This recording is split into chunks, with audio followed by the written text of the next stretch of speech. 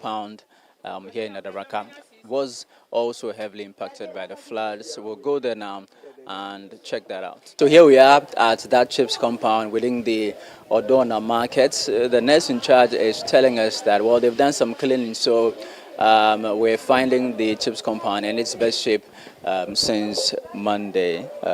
So its records have all gone. The equipment have also been destroyed. So they are actually yet to properly resume operations. They're waiting for consumables to be brought in so that they can restart operations here. She would speak to us briefly. She's shy, so we're going to cover her face. Hello, Ma'am Ines. Hi. How are you? I'm fine, thank you. How are you too? I'm fine too. What kind of services do you provide here? We do family planning services, weighing, antenatal. We do treatment of minor ailments, wound dressings, and so on. We also do wellness clinic here. We check the BP of our mothers. So ordinarily, what kind of consumables do you have here? We have the vaccines for the under 5. We have family planning commodities. Yes, we have RDTs. That's the malaria test kits. Yes. First aid is also there. Yes, please. Everything has submerged in the water, so we don't have anything again. So the flood workers took them away, or do you have them here? They've just been destroyed. The flood took some away, and some too have been destroyed. We can't use them again. Meanwhile, residents of Alajo are appealing for help to clear the large volumes of debris left behind by Monday's floods. My colleague Fauzima Saudu visited the community and now reports. The devastating floods that swept through Alajo on Monday have not only left residents counting huge financial losses after several homes and businesses were destroyed, but have also created a growing sanitation challenge. Large heaps of damaged household items, spoiled goods and other debris remain scattered across the community, with residents struggling to dispose of the waste due to the lack of disposal materials. Affected residents fear the situation could deteriorate if urgent steps are not taken, warning that the debris could be washed back into drains and heighten the risk of disease outbreaks and future flooding. The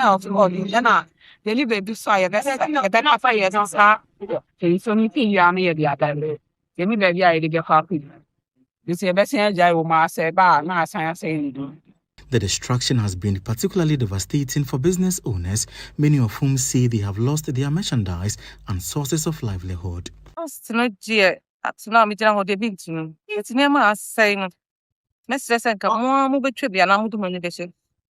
Stop to and more idea say weeks that has no cry what has it here nina available to take big young baller. One and chasing cry, baby, standing on my can you bet it? But I mean, no name, and so this time, James see a bit once and I ran.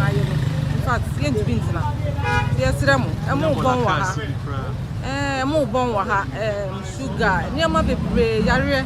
Frustrated residents also accused the local assembly of doing little to address their immediate needs, particularly in supporting waste management and sanitation efforts following the disaster. I'm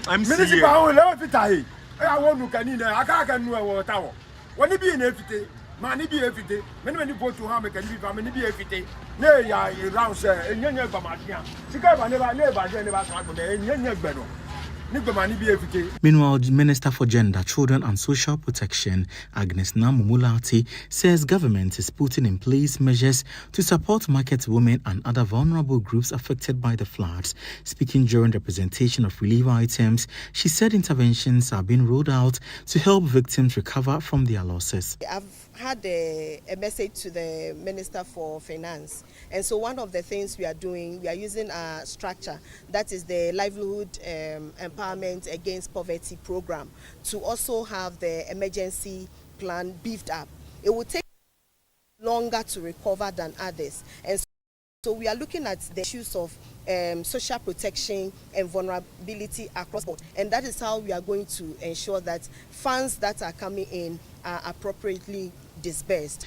The minister also urged metropolitan, municipal and district assemblies to enforce stricter planning and development regulations to reduce the impact of flooding and improve public safety. Please, I'll use the opportunity to also urge our MMDAs that they should keep their eyes with assembly members, keep their eyes on their communities, because these things don't develop and grow overnight. It takes time. Once you see them, people build, and even electric poles are in their building. They build around the electric poles and things that will harm us and our community. Let's desist from doing them. No brainer that the most impacted in the June 29th flooding are the vulnerable groups, and for the Minister for Gender, Children and Social Protection, prioritizing these groups in government relief efforts is non-negotiable. Reporting for Channel 1 News, Fauzuma Saudu, Accra.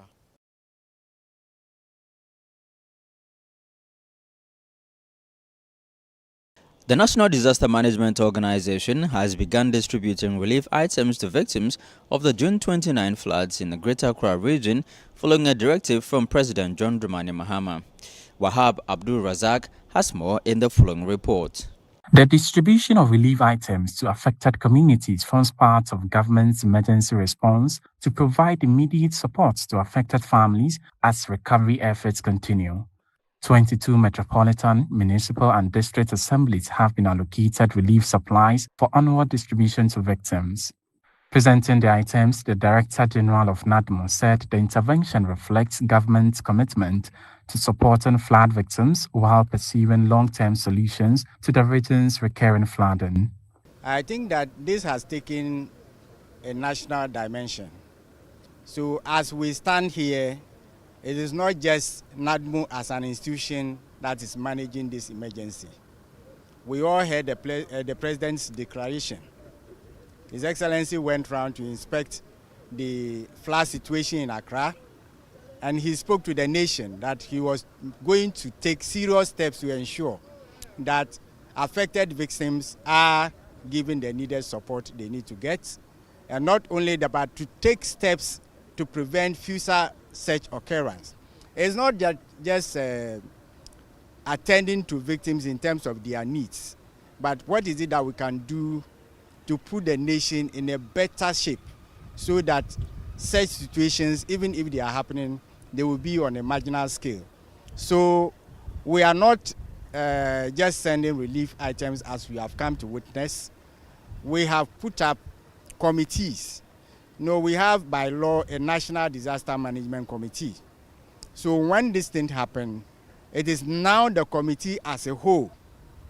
Greater Accra Regional Minister Lindo Oklu urged members of parliament and local authorities to work together to ensure the relief items are distributed promptly and transparently. We have the MPs here, we have the NADMO staff, and then as well as the MCs. And so that we'll go to their various districts and share it among the affected people, because we don't want a situation where we hear that those who are not affected were rather the beneficiaries. And so we plead with the MCs and the MPs to make sure this time around, I believe the MPs are going to be actively involved in the sharing. She also announced that the demolition of structures obstructing waterways and encroaching on Ramsar sites has begun as part of efforts to reduce flood risks and improve drainage across the region. You know, when we're doing the demolitions, we had a lot of concerns from people. I mean, a lot of them saying that they've not been told, they've not been informed, and so we should give them a period of time, and so that they can get their items, removed from their various houses. And so that was what we did. We have to listen to them as well. And we've already started the demolition. They've started. There are 48 engineers are on the ground as I'm speaking to you. They are continuing with the demolition. Currently, they are Tiweja and Gasau. So, yes, Gasau. So this time around, there's going to be a massive demolition. More than 20 localities within the Greater Accra region, according to the minister, were severely affected by June 29 flood. And she says an ongoing demolition exercise will leave no stone unturned. Reporting for Channel 1 News, I am Wahab Abdul Razak. Now, the Wasa Menfi Local Assembly is urging victims of the Samraway floods not to return to their homes immediately, to allow for fumigation of these homes and to prevent a possible outbreak of disease. Now the flood has reduced. In fact, it has reduced totally. But for the building, you need to do spraying to prevent diseases. Now you have about 100 buildings that has totally collapsed, and about 20 which is partially collapsed. And for the population which were affected by the flood is about 1,900 for now. The problem is that although the flood has reduced, but it's not healthy for the indigents or the people to go and then accommodate in the place, because you need to spray the place. As you know, there are so many diseases that are around because of the flooding. President John Dramani Mahama has sworn in Dr. Pamela Graham as new Auditor General, urging her to uphold transparency, accountability, and the prudent management of public resources. Speaking at the swearing-in ceremony, the President described the Office of the Auditor General as a key institution in safeguarding the public purse and strengthening confidence in state institutions. So today I congratulate Dr. Pamela Graham on her appointment as the new Auditor General. Dr. Graham, your appointment. Thank you. You have my permission to applaud whenever you wish. Dr. Graham, your appointment comes at a time when our citizens' expectations for transparency and accountability are at an all-time high. Ghanaians rightly expect every public institution to demonstrate value for money, prudent stewardship of national resources, and higher standards of integrity. Your distinguished professional career has prepared you well for this important responsibility, and I have every confidence that you will discharge your constitutional mandate with competence, impartiality, courage, and unwavering fidelity to the laws of our republic. As you assume office today, you do so not in service of any government or any political party or any individual, but in the service to the Constitution and the people of Ghana. Now, illegal mining is threatening the Agenda 111 hospital project in the Adansia Square district of the Ashanti region. Well, the miners have left open pits few meters away from the project site. Our Ashanti Bureau Chief, Hafiz Tijani, reports. An aerial view, as captured by a drone, shows massive destruction with clear trace to the Agenda 111 project, which is yet to become operational.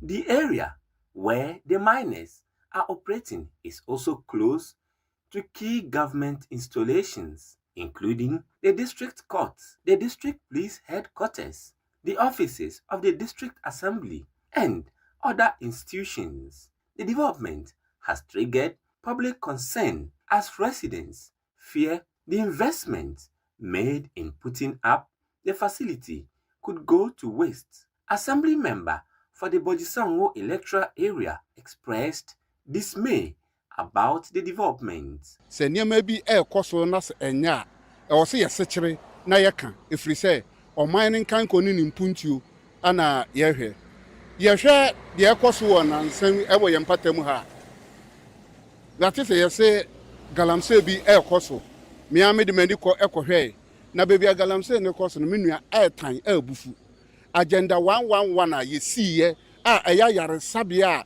yede beboa adanse asokwane ne mpatamufo no saa dan na chi anna yedi saa galamse no eja ye pre-ben panifo ko busa wo mo a asamo mo ka chanse no nti na ye to abama aban ne baaye eti galamse ne de omubedi ase ye kafo a kire ka chanse dan no kro mu bedwiragu no matu omo gala omu wi omo afere na de oso omo ye no ho omo ya man ye nhwe de ekoso wo mantam a sesi ade ye need to me bia wo mantem ha amanyofo na fa mantem ha se de omo pe no omo ye galamsey atwa yɛn ho ahyia yɛnsu ɛda ha nyinaa asɛe.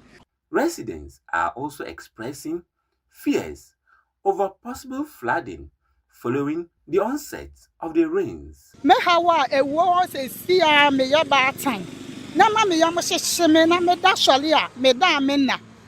Ye wo adanse asokwa ne ni hospital kɛse bia. Eti nyame adawro ma aban a obetwa mu no. We yi anadwe se agenda 11 wo be ma bi nso aso adanse asokwafo so. Ampa wo de se yoyo. Seminu mi enu bekɔ hɔ a ye behu se nan no akɔ animu pa.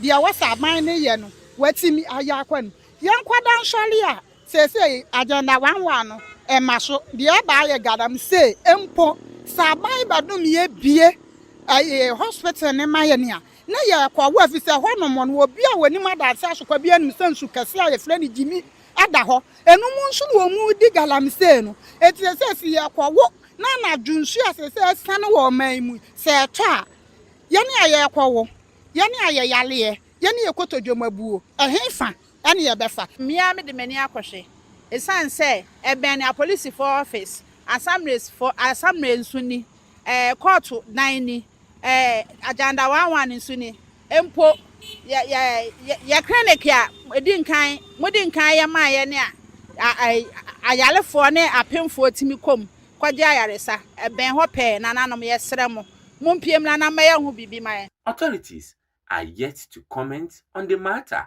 as efforts by Channel 1 News to reach the district chief executive for the area has not been successful. Meanwhile, the Ashanti Regional Security Council has launched a manhunt for individuals behind the illegal mining activities. Ashanti Regional Minister Dr. Frank Amwakohene, in a Facebook post, confirmed that security officers have succeeded in impounding 2 excavators and a pickup truck at the site, and efforts are underway to identify and apprehend those responsible. He appealed to the public to provide information to the Ashanti Regional Security Council to stop such activities.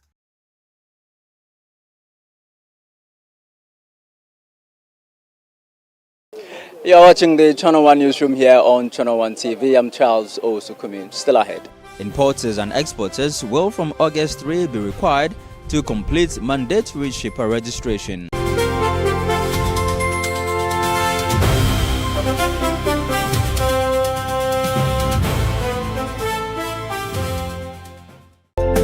Your health is your most valuable asset and it deserves expert attention. At the International Maritime Hospital, we believe healthcare should be personal, precise, and delivered with excellence. That's why we provide specialist-led care combining experienced doctors, advanced diagnostics, and a client-centered approach. From preventive care to specialist consultations and advanced treatment, every step is handled with precision and care. Our serene environment, modern facilities, and dedicated medical team ensure you receive the quality care you deserve every time. Our experienced team ensures you receive the attention you deserve. So whatever it is for you or your family, choose care you can trust. Visit the International Maritime Hospital located at Community 3 Tema or call 0303 220 030 or 055 222 2290. International Maritime Hospital. We serve and we care.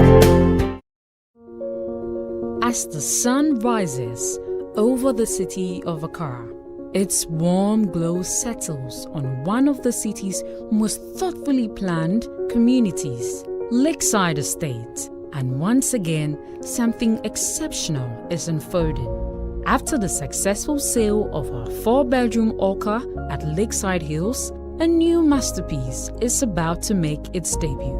An exquisite 4-bedroom story Orca home overlooking a breathtaking landscape of the Abri Mountains. This remarkable home now features a total floor area of 330 square meters, set on a generous 7,140 square foot plot. Step inside and you're welcomed by a spacious foyer leading to an open living and dining area, paired with a modern fitted kitchen with a stylish island crafted for the ultimate cooking experience. On the first floor, family living takes center stage. Spend quality time together and enjoy the convenience of a newly added infinite kitchenette, perfect for warming up your coffee or tea.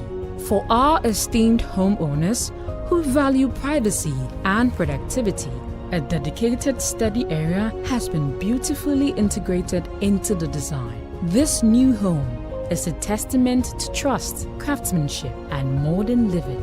A space where elegance, comfort, and style come together effortlessly. Book your spot today by calling our sales expert on 020-477-5040 or 020-477-5042. Lakeside Estate, quality homes for all.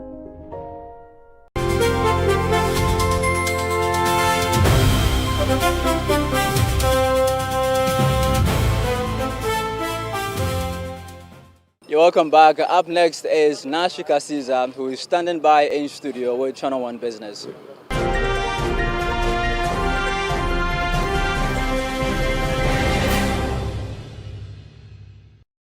CNR Business is brought to you by EcoBank.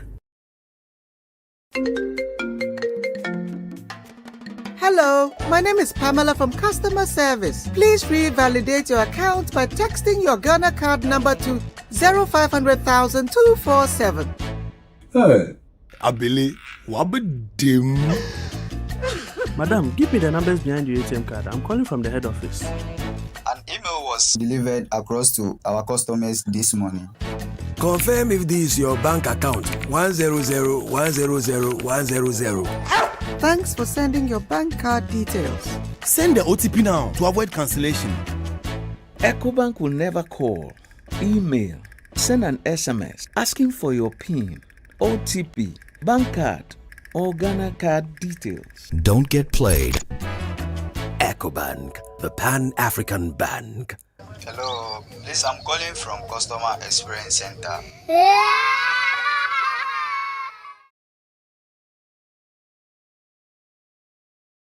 Hello and welcome to Channel 1 Business. I am Nashika Caesar. Let's begin with our first stories. The importers and exporters operating in Ghana will be required to complete mandatory shipper registration with the Ghana Shippers Authority from August 3, 2026, as enforcement of the requirement begins on the Integrated Customs Management System ICUMS platform. The directive is in line with Section 26(1) of the Ghana Shippers Authority Act 2024, Act 1122, which mandates the registration of all shippers. The Ghana Shippers Authority announced that the requirement will now be enforced through the ICOMS platform. The authority noted that the annual shipper registration fee remains 150 Ghana cedis as prescribed under the Fees and Charges Amendment Regulations 2025 Act.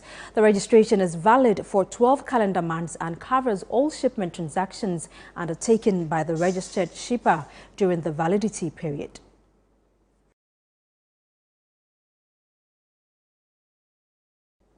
Moving on, Ghana's cocoa sector continued to expand in the first quarter of 2026, but at a much slower pace than the strong rebound recorded a year earlier. According to provisional gross domestic product estimates released by the Ghana Statistical Service, cocoa output grew by 3.8% year-on-year in the first quarter of 2026, sharply from the 23.1% growth recorded during the same period in 2025. Here's more. The data raises fresh questions about the sustainability of the industry's recovery. The slowdown also reduced cocoa's contribution to overall economic growth. The crop contributed just 0.9 percentage points to GDP growth in the first quarter, compared with 5.0 percentage points a year earlier, even as its share of the economy edged up to 1.9% from 1.4%. The figures suggest that the cocoa industry has entered a more moderate growth phase after rebounding strongly in 2025 from the severe contraction experienced throughout 2024. cocoa production contracted for 4 consecutive quarters in 2024, recording declines of 27.1%, 21.4%, 29.9%, and 12.8% before staging a recovery in 2025. Growth accelerated to 23.1% in the first quarter of 2025, remained strong at 14.2% and 28.1% in the second and third quarters before easing to 3.0% in the final quarter of the year and 3.8% in the opening quarter of 2026. The moderation in cocoa growth also contributed to a broader slowdown in the agricultural sector, which expanded by 4.0% in the first quarter of 2026, compared with a 6.6% a year earlier.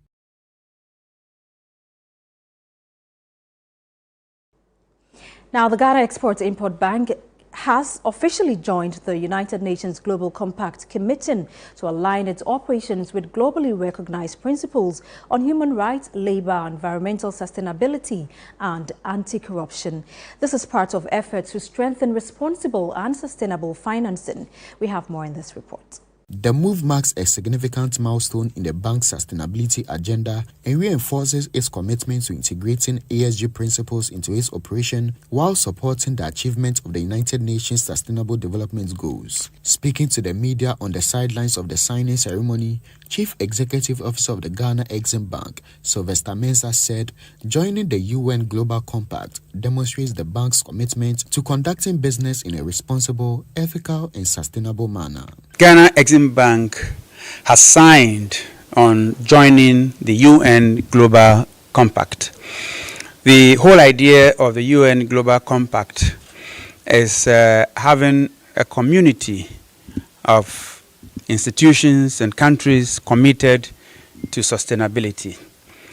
We are talking about the environment everywhere across the globe, but there's a need to have some commitment to sustainability. Financial institutions like ours require to ensure that our businesses conform to global standards with regards to sustainability. Today, we have embraced the 10 principles espoused by the UN Global Compact, which makes Ghana Exim Bank a more credible financial institution globally, and which also places high responsibility on Exim Bank to ensure that all our businesses are compliant. Executive Director of the UN Global Compact Network Ghana, Tolu Kweku Lakwa, welcomed the Ghana Exim Bank's decision to join the United Nations Global Compact and commended the bank for committing to embed the initiative's 10 principles into its operations. We want to bring together all the significant companies who have an opportunity to really impact the SDGs significantly, especially in a significant sector like the finance sector, into the Global Compact, where we'll be able to best assist them in their sustainability journey, provide them the resources they need to be compliant. Chief Executive Officer of North Shore Apparel, Nuruddin Mohammed, also highlighted the sustainability initiatives the company has implemented following support from Ghana Exim Bank. Our buildings are insulated just to make sure that it is environmentally compliant. We have also we are running an anaerobic biodigester in line with our zero waste facility.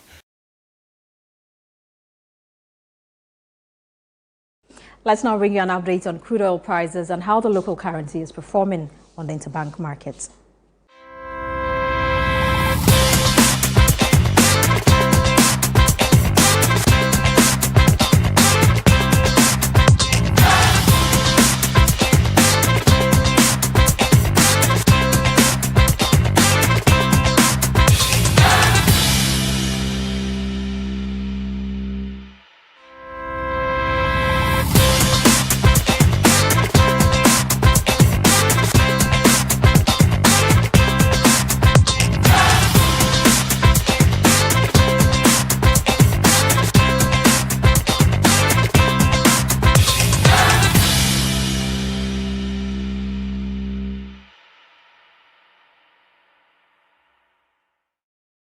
And that's it for Channel One Business. I am Nashika Caesar. Many thanks for your company.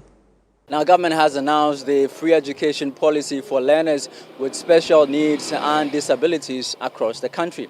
According to the Minister for Education, 100 million cedis has been voted for this program.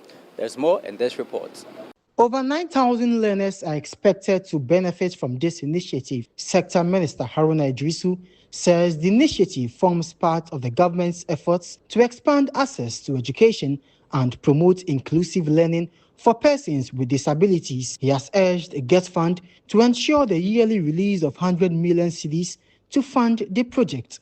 In the 2026 budget of the GET fund formula, an amount of 100 million was allocated for the implementation of free special needs education and persons with disability. The Act 581 does give me the power and mandate as minister to issue policy directives. I have accordingly and will further direct GET fund to make sure that for 2027 into 2028 and for the tenure of President Mahama, every other year, this 100 million is allocated to support special needs education to allow for the effective implementation and to reach out to persons with special needs. For a special needs and disability never mean limited opportunity, and that the promise of education must reach every child in every community, regardless of ability, background, gender, and circumstance. It is therefore my honor to line the government flagship of the Ghana's Free Education Initiative for learners with special needs and disabilities.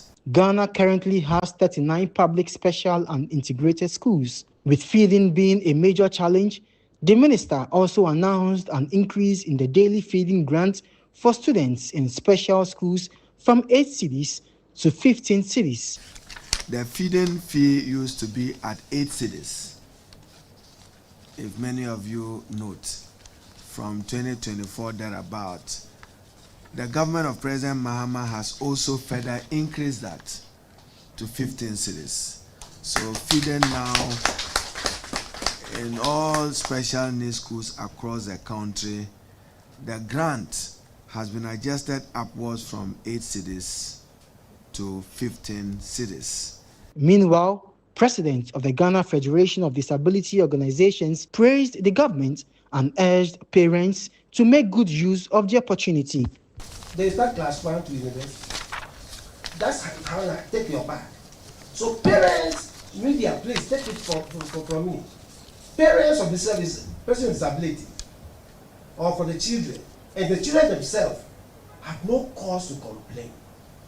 This government has opened the door widely for us to enter into educational space. Well, the Minister for Education, Haruna Idrisu, says government will review the disciplinary regime in senior high schools to enable the Ghana Education Service deal decisively with misconduct in senior high schools. Ni Ayuko Kai has more. While answering questions in Parliament on Thursday, the Minister for Education, Haruna Idrisu, expressed worry over the increasing in discipline in pre-tertiary schools and disclosed plans by the government to review the punishment regime in senior high schools to enable the Ghana Education Service to adequately crack down on the canker.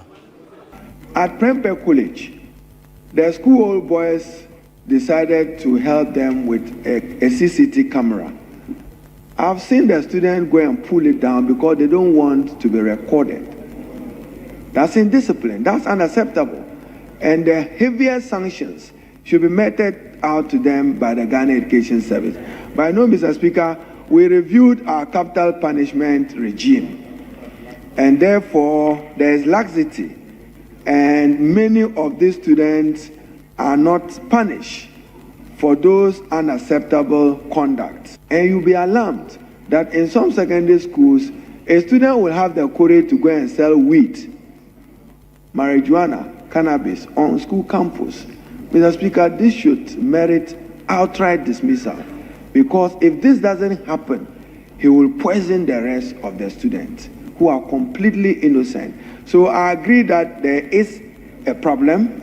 There is growing indecision. And then, Mr. Speaker, there is a case in the senior high school WASSCE exams where some students decided to beat up a teacher because he would not help them in writing the exams. So we may have to rethink and review our punishment regime and to clothe the Ghana Education Service with authority to deal ruthlessly with any student who misbehaves. He also announced the 20% allowance for teachers who accept postings to rural communities.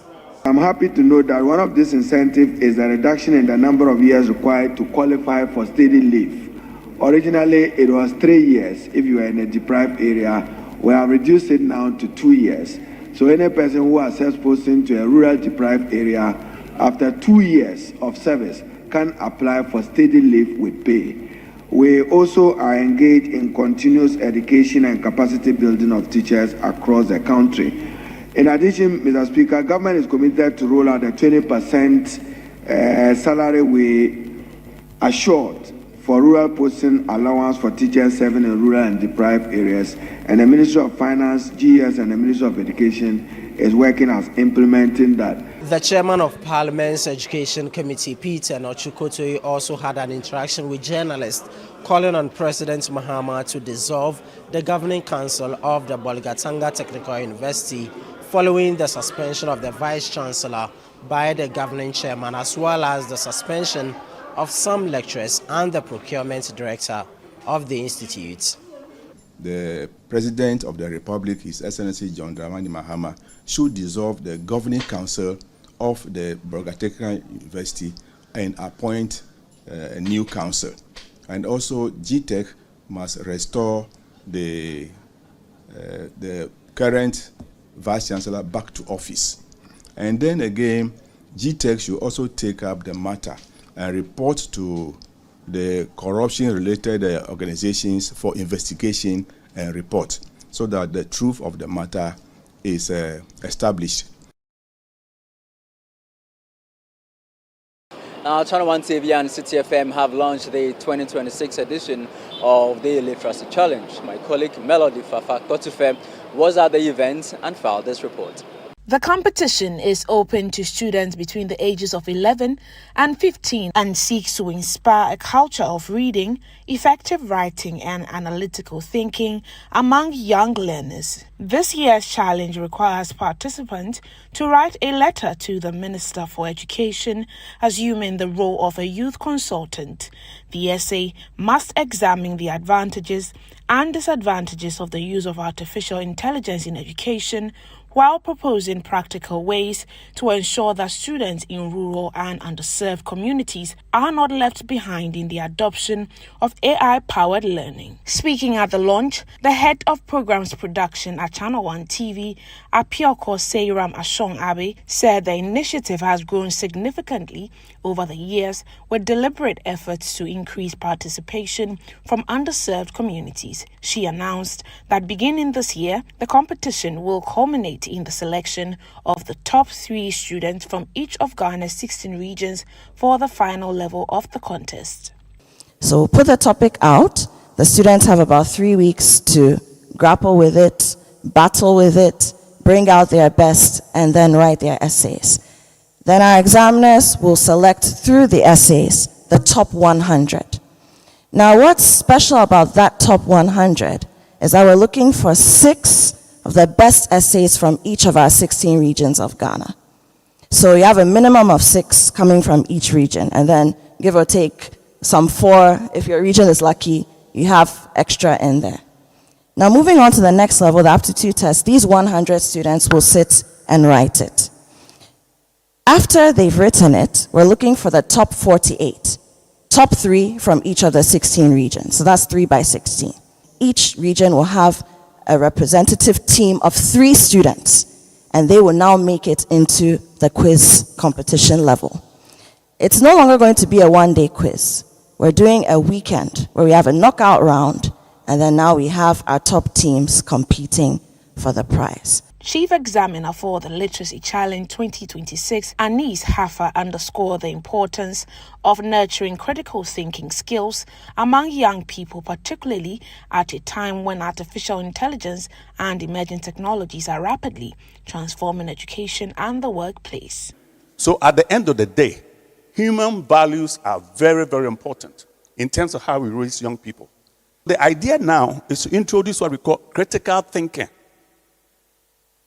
Because AI cannot do critical thinking for us. What do we value ourselves as human beings? What kind of people are we? What kind of people do we want to be? What kind of country do we really want to live in? So these are the challenges that are facing us. The winner will be adjudged the most outstanding all-round pre-secondary student in Ghana and gets to walk away with 10,000 Ghana cedis and a laptop. I think it's really going to help learners learn more and know the advantages and the disadvantages and actually work towards their homeworks, because sometimes it has a disadvantage. It makes learners lazy. The Literacy Challenge 2026 is powered by City FM and supported by Channel 1 TV and proudly sponsored by Prospectus Ghana Limited, SIC Insurance and Advocate Publishing. The Literacy Challenge 2026 is officially launched. This year, the dynamics are quite different. The competition will culminate in the selection of the top 3 best in each of the 16 regions across Ghana. Now, remember that the deadline for the written session is July 20, 2026. Reporting for the Channel 1 Newsroom, I am Melody Fafa Otife.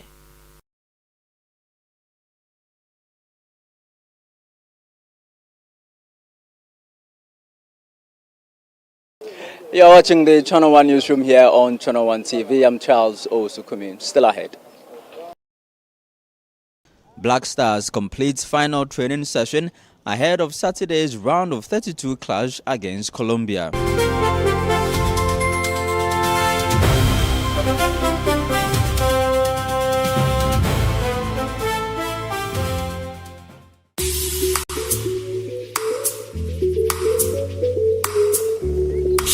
Radisro, a teye simani sui. Doctor Samen Koyo operation. Cataract surgery. Nisro.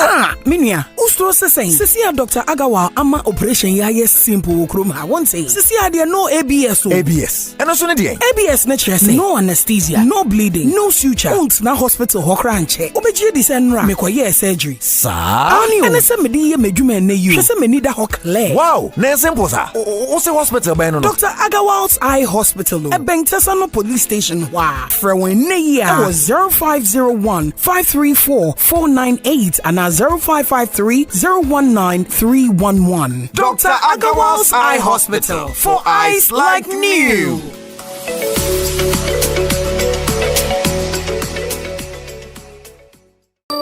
The best part of going home is family. Sit up. Hey, mommy, my wife is cooking something delicious. Lizzie Shito, hot pepper sauce, spicy. Bona yete, Lizzie, oh Lizzie. Lizzie Shito, Lizzie Shito, the Shito is Shito. Lizzie Shito, overfill. Lizzie Shito. Please, can I take some to school tomorrow? Yes, my son, you can. Lizzie Shito dear. Ebesu obiasu. Lizzie Shito hot pepper sauce. Yes, spicy and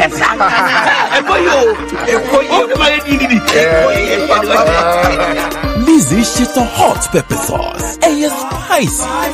For bulk purchase, kindly contact 050-168-3344 or 050-155-0998. This advert is FDA approved. Yes, next. Hey, Nadia Benson, Asamo. Me didn't tum. Mr. Freddy Calico, just call me cockroach. Now, Mr. Freddy once now. Hey, is that you? Impruka. Yeah. Captain Mosquito, double the action.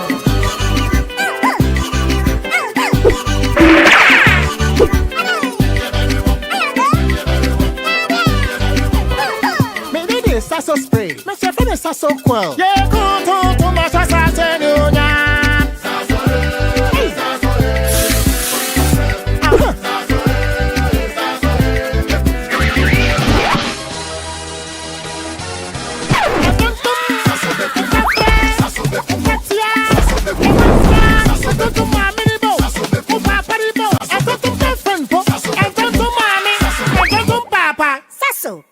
Tum preko.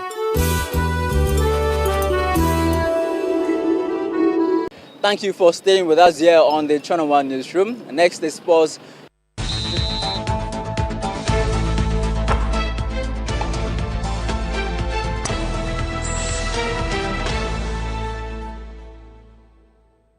Now let's begin with the Black Stars, and they have completed their final training session ahead of Saturday's round of 32 clash against Colombia at the ongoing 2026 FIFA World Cup. Now, the knockout encounter, the first ever senior World Cup meeting between the two nations, will be played at the Kansas City Stadium in Kansas City, with kickoff scheduled for 1:30 a.m. GMT on July 4. Now, head coach Carlos Queiroz will put his full 26-man squad through tactical drills and light recovery work as Ghana fine-tune preparations, with the winner progressing to the round of 16 to face either Switzerland or Algeria. Right, let's stay with the World Cup, and Manchester United legend Roy Keane believes England have what it takes to overcome co-host Mexico in the round of 16 clash at the 2026 FIFA World Cup. The Three Lions booked their place in the last 16 after a 2-1 comeback victory over DR Congo, setting up a blockbuster meeting with Mexico, who have won all 3 of their matches at the Estadio Azteca without conceding a goal. Now, speaking on the overlap, Keane said he has full confidence in England's ability to end Mexico's perfect home record and progress to the quarters. The semi-final best, isn't that what we said? That's what and I think that's the same. How does he change that? What would he have to do, Roy, to change your thinking around beating Brazil and beating Argentina? No, I think with and Mexico for that matter. Yeah, no, I think they're better than Mexico. I think we'll beat Mexico. I know there's challenges there with obviously got Mexico our home, momentum, and they'll be quick on it, the usual stuff. But when we watched England today, truthfully, we knew they were going to win. Yeah, sounds bizarre, didn't we? We were a chance. You got Kane on the pitch, so that's my reason for going. Why do you think I think they'd beat Mexico? I think they've got a few world-class players that can get them out of trouble. And then that's when, to me, that's when the real trouble starts, regarding maybe if we're thinking it's going to be Brazil, or certainly it's Argentina in the semi-final. That's why I think they'll come unstuck. I think it'll just be a couple of games too many. I think I'm going to go back to what I said from the start, would it be France or Argentina? I think we'll just have a bit too much for them.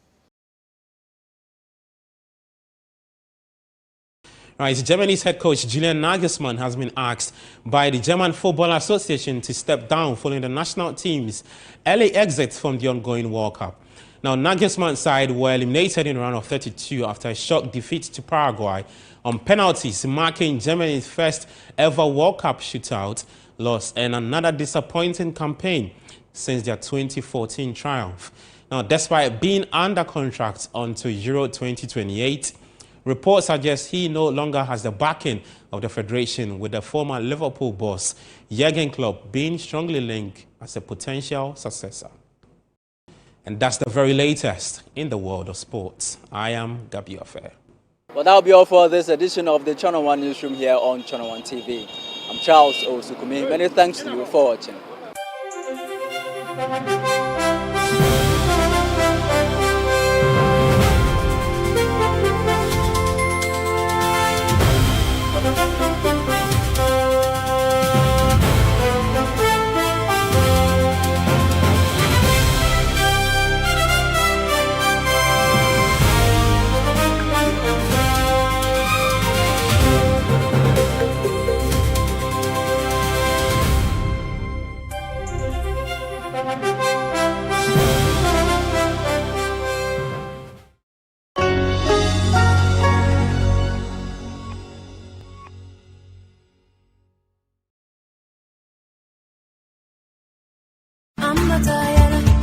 Get ready this July to step into a world where culture meets commerce, ideas turn into opportunities, and Made in Ghana takes the spotlight like never before. Welcome to the Northern Business Fair 2026. For 2 powerful days, the Jubilee Park will transform into a buzzing hub of creativity, innovation, and enterprise from the Savannah, Northern, Northeast, Upper East, and Upper West regions. From beautifully crafted products, innovative packaging, fast-growing local brands, and indigenous corporate bodies, every stand will tell a story of passion, resilience, and growth. This is not just a fair, it's a full experience. It's a place to discover, a place to connect, a place to grow. This is your chance to engage with Ghana's most exciting SMEs, startups, and homegrown brands all in one vibrant space. Dates Saturday 25th and Sunday 26th July 2026. Venue Jubilee Park, Tamale. Time 9 a.m. to 6 p.m. daily. Are you ready to showcase your business to the nation and beyond? Call 0205-973-973 now and secure your spot. Don't sit on the sidelines. Be part of the energy. Be part of the story. The Northern Business Fair 2026 is powered by Channel 1 TV with support from City FM, and it's proudly sponsored by EcoBank, the National Petroleum Authority, and the Ghana Export Promotion Authority.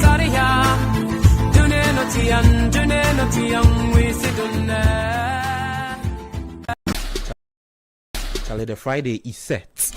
Let's get into the world of sports like never before. Join us every Friday at 7 p.m. on 97.3 City FM for Sports Panorama, your ultimate destination for all things sports. From the thrill of association football to the excitement of basketball, tennis, athletics, and even emerging sports, we cover it all. Whether it's the Premier League or the latest NBA showdown, we bring you the stories behind the stars. If you are going to be given this kind of treatment, then you need to be that guy. When I look at him play, he is not it. And don't miss the prayer of the rabbi.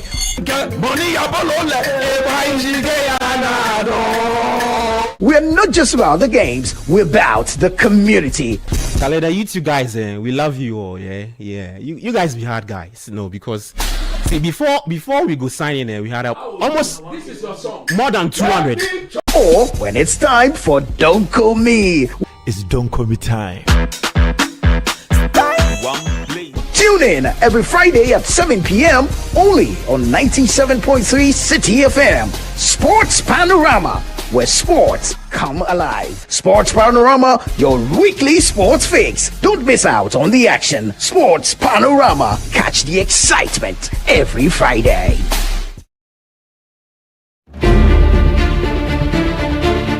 Every day, across Ghana, stories unfold. Stories of hope, struggle, courage, and progress.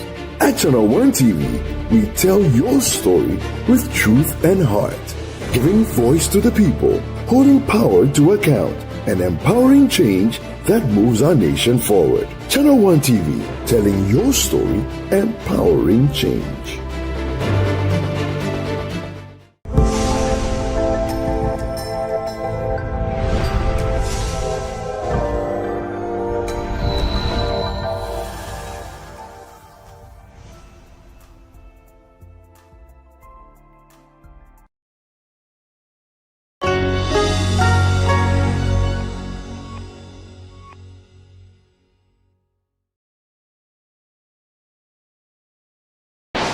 The best parenting formula? We look to Bulgaria for some tips on raising kids. Eat chocolate and get paid for it? Look at potentially the best job in the world. And the ultimate comfort food? A look at how to make German dumplings. This and more coming up on Euromax.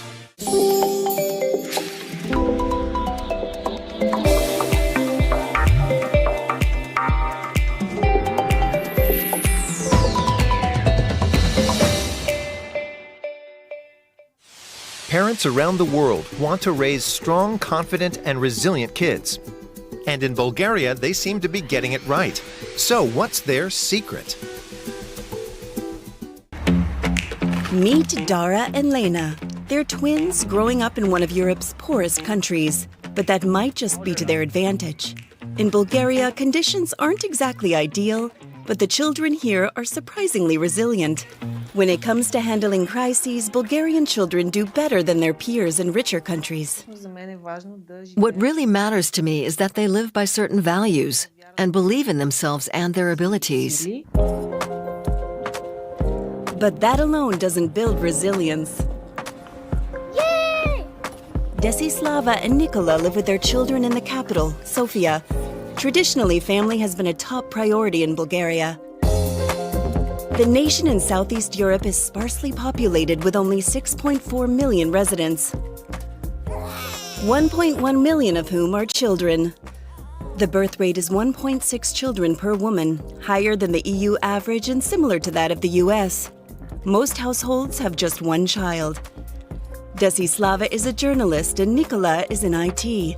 For many years, he lived in France, but as a family, they deliberately chose a life in Bulgaria. There's a tangible sense of renewal here, as educated young Bulgarians return home, looking for a place to start a family. The typical way of raising children in Bulgaria is that the whole community is very involved in bringing them up.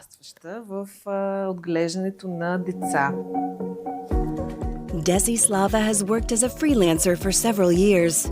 It gives her the flexibility to pick up the kids from school, often accompanied by Freddie, the family dog. Bulgaria's school system lags in international rankings. But rather than losing hope, Desislava and Nikola focus on the positives.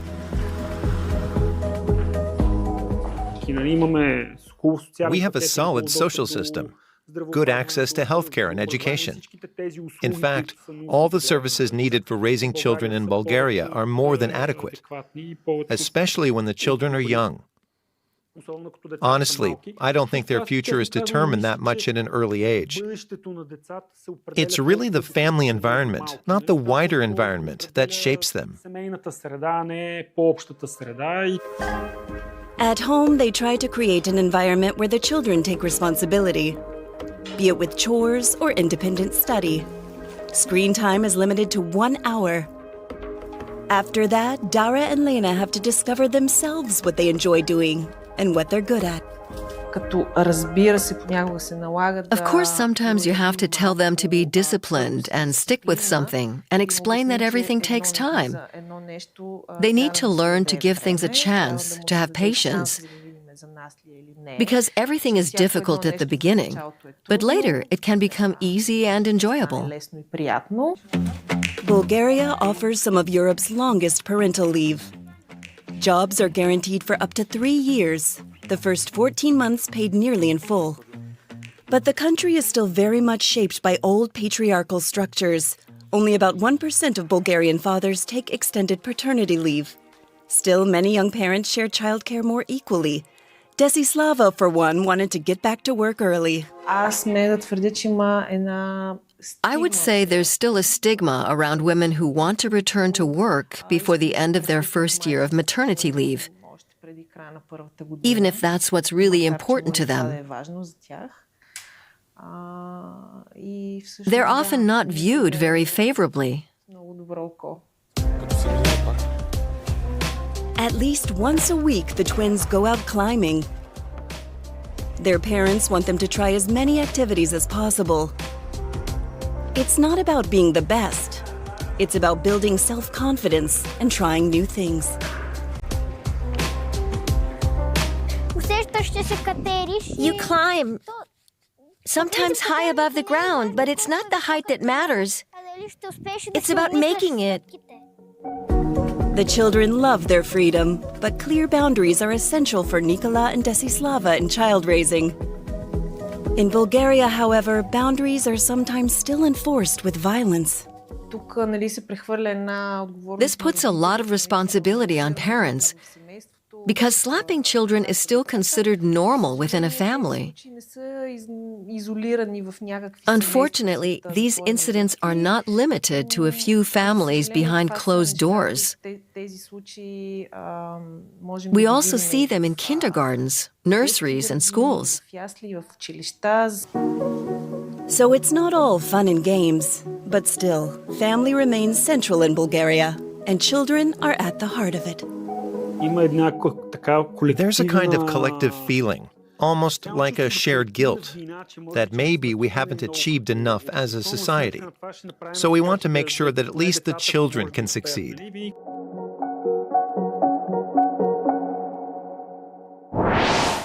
Got a sweet tooth? How about getting paid to eat chocolate? Sounds too good to be true. Well, not in Switzerland.